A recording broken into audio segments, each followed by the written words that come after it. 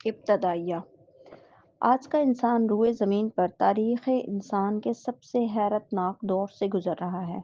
یہ ٹیکنالوجی کا دور ہے۔ زمین پر جتنی بھی تہذیبیں گزری ہیں ان میں سے سب سے زیادہ سہولت، کسائش اور سب سے زیادہ ترقی یافتہ تہذیب بلا مبالغہ ہماری تہذیب ہے۔ لیکن یہ بھی ایک دردناک حقیقت ہے کہ اس قدر بے پناہ ترقی اور جدید ترین ٹیکنالوجی سے لیس ہونے کے باوجود عصر حاضر کے انسان سے زیادہ پریشان، غیر محفوظ، دباؤ کا شکار، انگزائٹی کی آخری حدوں کو چھوتی ہوئی اور کوئی تہذیب اس سے پہلے زمین پر نہیں گزری۔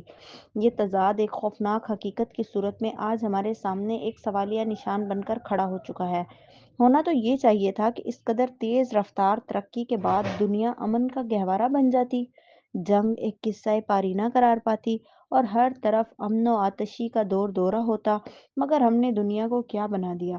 ہر طرف مادیت پرستی دکھائی دیتی ہے، غربت و افلاس، رنج و الم، جنگ و جدل، ایٹمی دھماکوں کے لرزتے خدشات، ظلم و ناانصافی کا دور دورہ، سپر پاورز کا عالمی تسلط جمانے کا خواب، مسلمانوں کے زوال اور پستی کی خوفناک گھاٹیاں، رزق حرام کی کثرت، زنا کا عام ہو جانا، میڈیا کا اذہان پر قابو پا لینا، موسموں میں غیر فطری تبدیلیاں، یہ سب کیا ہے؟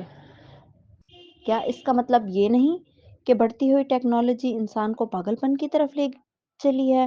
ایسا پاگل پن جس میں مبتلا ہو کر وہ اپنی ہی دنیا کو برباد کرنے کے درپے ہو گیا ہے۔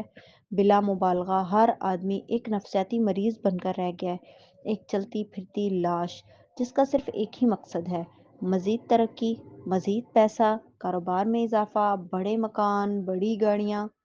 کیا یہ ہمارا مقصد زندگی ہے؟ کیا ہمیں اس لیے دنیا میں بھیجا گیا ہے؟ ڈپریشن، ٹینشن اور انگزائٹی میں بلا مبالغہ ہر شخص گرفتار ہو چکا ہے۔ لوگ نیند کی گولیاں پھانک کر زندگی گزار رہے ہیں۔ کثیر تعداد نفسیاتی امراض کا شکار ہو کر ذہنی امراض کے معالجین کے سامنے کھڑی اپنی زندگی کی بھیک مانگتی دکھائی دیتی ہے۔ ہم ایک المیہ بن چکے ہیں۔ جو لوگ نفسیاتی مریض بن جاتے ہیں اور زندگی کی دوڑ سے باہر کر دیے جاتے ہیں، کارنر کر دیے جاتے ہیں، کاروبار میں ناکامی، طویل بیماری، کسی اپنے کی اچانک موت کا نہ بھولنے والا صدمہ، حد سے بڑھی ہوئی حساسیت، محبت میں ناکامی، ملازمت اور کیریئر میں ترقی نہ کر سکنے کا خوف، اعلیٰ تعلیم حاصل نہ کر پانا، معاشی پریشانیاں اور لمبی غربت، اپنی شریک حیات سے ذہنی ہم آہنگی کا فقدان، شکل و صورت کا معمولی ہونا، جسمانی معذوری یا عیب اور اس طرح کے بے شمار خوفناک مسائل سے جن لوگوں کا واسطہ پڑتا ہے ان کی زندگی دوسروں سے بالکل الگ ہو جاتی ہے۔ ایسے لوگ جب اپنے مسائل کا حل تلاش کرنے میں ناکام ہو جاتے ہیں تو کچھ نشے، نیند کی گولی اور نفسیاتی دواؤں میں پناہ ڈھونڈتے ہیں، اور کچھ داڑھی رکھ کر شلوار ٹخنوں سے اونچی کر کے مسجد کو لپکتے ہیں۔ کچھ ایسے ہوتے ہیں جو تصوف کو ایک محفوظ چھتری سمجھتے ہوئے پیروں، فقیروں اور بابوں کے در پر جا کھڑے ہوتے ہیں۔ زندگی جب بہت بوجھل ہو جائے تو اسے گزارنے کے لیے انسان کسی ایسے فارمولے، میتھڈ یا پناہ کی تلاش میں نکلتا ہے جس سے اسے یہ امید ہوتی ہے کہ اس کی زندگی کا ہر لمحہ بڑھتا یہ بوجھل پن دور ہو جائے گا۔ یہ خوش فہمی، یہ گمان بہت سالوں قائم رہتا ہے، لیکن انسان اس بات سے بے خبر ہوتا ہے کہ یہ سب عارضی اور وقتی فائدہ ہے۔ یہ صرف ٹیمپریری ریلیف ہے۔ نشہ یا کوئی بھی ایڈکشن اپنی اصل میں عارضی فائدہ ہے۔ اسی طرح مساجد میں ہمیں اکثریت ایسے باریش لوگوں کی نظر آتی ہے جو نماز تو پڑھتے ہیں مگر ان کے عمل اور روزمرہ زندگیوں پر اس کا کوئی امپیکٹ نظر نہیں آتا۔ وہ نماز کیسی نماز ہے جو انسان کو انسان نہ بنا سکے؟ اگر طویل عرصہ نماز پڑھتے رہنے کے باوجود دل میں بغض، کینہ، حسد، پریشانی، وسوسے اور پیسہ کمانے کی حد سے بڑھی ہوئی دھن موجود رہے، اگر انسان نماز پڑھتے رہنے کے باوجود دوسرے انسانوں سے بے لوث محبت یعنی کہ انکنڈیشنل لو کا جذبہ اپنے اندر معجزن نہ پائے، اگر اللہ کی دوستی کی طلب پیدا نہ ہو تو اپنی نماز پر غور کرنا چاہیے۔ ہم کیوں غور نہیں کرتے؟ کامیابی سے اس سوال کو نظر انداز کیوں کر دیتے ہیں؟ Why we always successfully avoid the basic question؟ نماز بہرحال ہر صورت میں فرض ہے، لیکن اگر اس فرض کو محض ایک رسم کے طور پر اپنی زندگی میں شامل کر لیا جائے تو مقام غور ہے کہ کیا اللہ ہم سے صرف یہی چاہتا ہے؟ مسجدوں سے باہر نکلتے ہی جھوٹ بولنا، ریاکاری کرنا، کیا یہ اس بات کی نشاندہی نہیں ہے کہ ہم نے بالآخر نماز کو بھی صرف ایک نفسیاتی پناہ گاہ کے طور پر استعمال کرنا شروع کر دیا ہے؟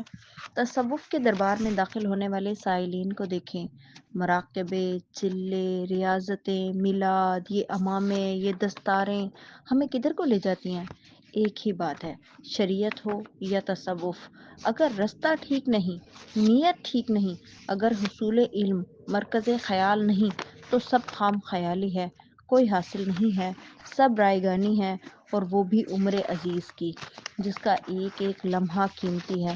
علاج کرنا چاہیے، مگر یہ حقیقت ہے کہ جب دماغ کسی کا خراب ہو جائے، جب سائیکوسس بگڑ جائے تو اسے اللہ کے سوا اور کوئی ٹھیک نہیں کر سکتا۔ ایسا کبھی نہیں ہوگا کہ ڈپریشن کا مریض نفسیاتی معالج کے پاس جائے، اینٹی ڈپریسنٹ لے اور کچھ عرصہ میں ٹھیک ہو جائے۔ یہ عجوبہ کبھی نہیں ہوگا کہ کوئی بے خوابی کا شکار ہو کر نیند کی گولیاں لینا شروع کرے اور کچھ عرصہ بعد اس کی قدرتی نیند بحال ہو جائے اور پھر بتدریج وہ گولی کے بغیر سونا شروع کر دے۔ یہ اینٹی ڈپریسنٹ میڈیسنز اور سلیپنگ پلز انسان کو بتدریج پہلے سے بدترین نفسیاتی خلجان میں مبتلا کرتی ہیں۔ یہ ایک حقیقت ہے، یہ ایک فیکٹ ہے، یہ عارضی فائدہ، ٹیمپریری ریلیف ہے۔ اس طرح ہر وقت فلمیں دیکھنے والا جب اچانک داڑھی رکھ کر گھر سے ٹی وی اٹھاتا ہے، عورت یا نشے کے چکر میں رہنے والا جب پیر سے بیعت کر کے خود کو صوفی سمجھتے ہوئے سماع سنتا ہے، حال کھیلتا ہے، یہ سب عارضی فائدہ ہوتا ہے، یہ فرار یعنی کہ اسکیپ ہوتا ہے۔ کچھ لوگ شدید محنت میں خود کو غرق کر لیتے ہیں، ورکہولک ہو جاتے ہیں، دن رات کام کرتے رہتے ہیں۔ مقصد بڑا ہو، انسانیت کی خدمت پیش نظر ہو تو یہ بہت بڑی طاقت ہے۔ لیکن اگر اس کا مطمع نظر صرف اپنی ذات ہے تو یہ بہت خطرناک نفسیاتی بیماری ہے۔ آپ کو اپنے ارد گرد ایسے انسانوں کی کثیر تعداد بھی نظر آئے گی جو روٹین میں پناہ لیتے ہیں، 9 سے 5 کام کرنے والے لوگ۔ یہ لوگ غور و فکر کو دھتکار دیتے ہیں اور صرف اپنی روٹین کو فالو کرتے ہیں۔ روٹین بری چیز نہیں، مگر اس کی پوجا کرنے والا، حد سے باہر نکلنے والا، غور و فکر نہ کرنے والا کولو کا بیل کہلاتا ہے۔ اس طرح کچھ لوگ ایسے بھی نظر آتے ہیں جو اللہ کو پانا چاہتے ہیں، اور اس تلاش میں جب وہ نکلتے ہیں تو انہیں یہ گمان ہوتا ہے کہ مسند پر بیٹھا ہوا ہر شخص اللہ کا دوست ہے، جبکہ حقیقت ایسی نہیں ہوتی۔ ایک سے ایک بھیڑیا رستے میں ان کا شکار کرنے کے لیے طاق میں ہوتا ہے۔ جتنی طرز کے انسانوں کا ذکر کیا ہے، جتنے گروہ ہیں، یہ جب نکلتے ہیں تو ان کا شکار کھیلا جاتا ہے۔ لوگوں کی زندگیاں برباد ہوتی ہیں، ایک سے بڑھ کر ایک فنکار اپنی دکان سجائے ان کے استقبال کے لیے کھڑا ہوتا ہے۔ بچتا صرف وہ ہے جو علم والا ہے، بے علم تو صرف شکار ہے۔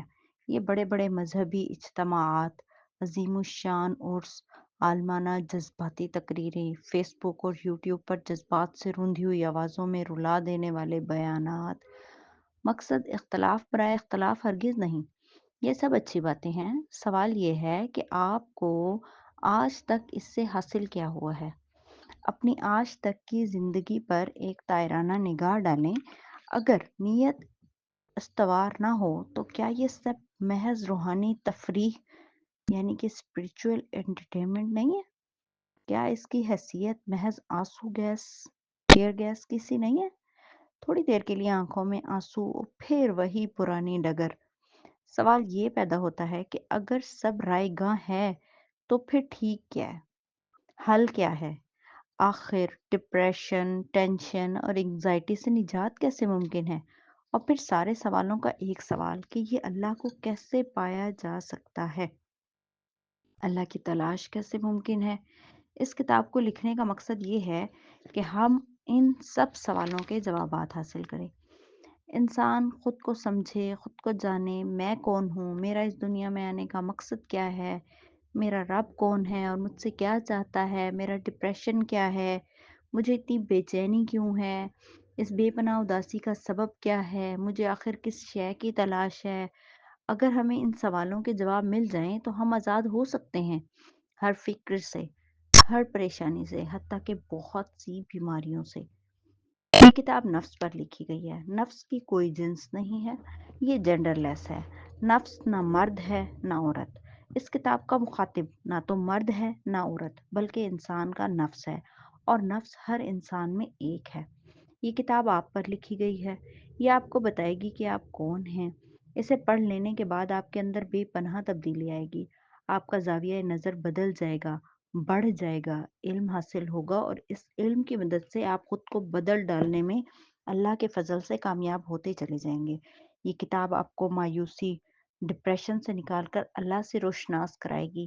اپنی تلاش کے سفر میں اللہ نے جو علم مجھے عطا کیا، اس کے اکتساب کے دوران مجھے بے پناہ شدت سے اس امر کا احساس ہوتا رہا کہ ہمارے ہاں کوئی ایسا ذریعہ علم، یعنی کہ سورس آف نالج موجود نہیں جو ہمیں حقیقت سے روشناس کرائے۔ کوئی ایسی آسان کتاب موجود نہیں جو ہمیں ہماری نفسیاتی الجھنوں سے نکال کر اللہ کے سامنے لے جا کھڑا کرے۔ بدقسمتی کی انتہا ہے کہ استاد ہی میسر نہیں، اور جو ایک دو موجود ہیں ان پر خلقت کا اتنا ہجوم ہے کہ ان کی ذمہ داریاں اتنی بڑی ہیں کہ عام آدمی کی ان تک رسائی کار دشوار ہے، اور اگر ہو بھی جائے تو تنگی وقت کا کیا علاج کہ ایک انار ہے اور سارا جہان بیمار ہے۔ ایسی مایوس کن صورتحال اور ایسے عظیم قحط الرجال میں اللہ مجھ سے ایسے کم علم سے یہ خدمت لے رہا ہے، یہ میرے لیے سعادت عظیم ہے۔ پوری دیانت داری سے ترسیل علم، یعنی کہ ڈیٹا ٹرانسفر کرنے کی کوشش کی گئی ہے۔ اللہ اس حقیر کاوش کو سند قبولیت عطا فرما دے تو آخرت میں بخشش کا سامان ہو جائے گا کہ اور تو دامن میں کچھ ہے نہیں۔ اللہ رب العزت سے دعا ہے محشر کی تہی دامنی میں یہ کتاب اثاثہ بنے۔ اگر اس کے طفیل کوئی ایک بھی مراد کو پہنچا تو گناہ گار کی مغفرت کے لیے انشاءاللہ کافی ہو جائے گا۔ یہ کتاب اسی ایک کے لیے لکھی ہے، اور وہ ایک آپ ہیں۔ اللہ آپ کو توفیق عطا فرمائے۔ ہر ممکن کوشش کی ہے کتاب کو سادہ اور عام فہم زبان میں لکھا جائے تاکہ عام آدمی اپنے مسئلے کو سمجھ سکے اور خود کو بدل سکے۔ پھر بھی کچھ موضوعات اور مقامات ایسے تھے کہ دقیق گفتگو کیے بنا چارہ نہ تھا۔ اللہ سے دعا ہے ہم سب کو سمجھ عطا فرمائے، آمین۔ ذاتی طور پر احسان مند ہوں اور شکر گزار ہوں استاد محترم جناب پروفیسر احمد رفیق اختر کا، جنہوں نے خدا کی پہچان کو جاتے درست رستے کی نشاندہی کی اور خدا کی ذات سے روشناس کر دیا۔ استاد محترم نے مجھ پر ایسے بے شمار احسانات کیے ہیں جن کا صلہ اور جزا انہیں اللہ تعالیٰ ہی ادا کر سکتا ہے۔ گمراہی اور غفلت کی گہری کھائیوں سے نکال کر مجھے ایمان سے انسان ہو جانے کی امید دکھائی، تعلیم دی اور اللہ کے رستے پر گامزن کر دیا۔ استاد محترم دور جدید کے ممتاز اسکالر اور عارف ہیں جن کی بلند ترین خیالات کی روشنی سے موجودہ دور کی صبح نو کا آغاز ہوا جاتا ہے۔ آپ اس مطالعاتی اپروچ کے مالک ہیں جو کسی بھی خیال کو عقلی دلیل اور مروجہ سائنسی اصولوں کی کسوٹی پر پرکھے بغیر ہرگز کسی صورت مطمئن نہیں ہوتی۔ اللہ رب العزت سے دعا ہے کہ استاد محترم کا سایہ تا دیر ہمارے سروں پر سلامت رکھے کہ قحط الرجال کے اس دور میں استاد کے دم قدم سے ان کے شاگردوں کا اطمینان وابستہ ہے۔ اس کتاب میں استاد محترم کے مقالات، یعنی کہ تھیسس، مقدمۃ القرآن، انسان سوچتا نہیں، اللہ ترجیح اول، بخل جان اور چند دیگر حوالہ جات سے بھی کچھ جگہوں پر استفادہ کیا ہے، جس کے لیے ان کا تہہ دل سے شکر گزار ہوں۔ محمد ناصر افتخار۔